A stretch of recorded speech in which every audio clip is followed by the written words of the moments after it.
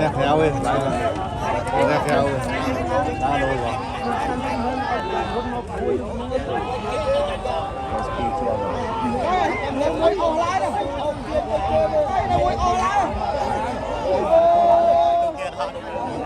coi là phải rồi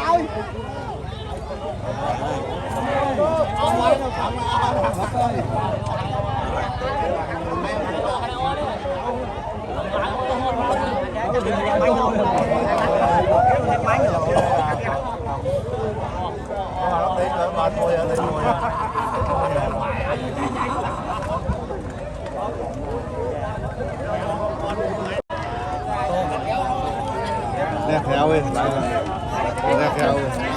đá đôi rồi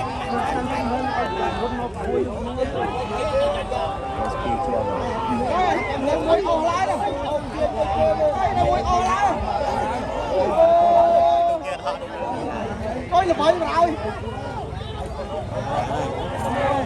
Hãy subscribe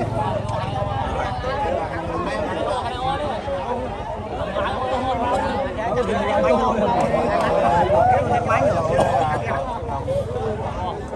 Gõ để không bỏ lỡ những video hấp dẫn.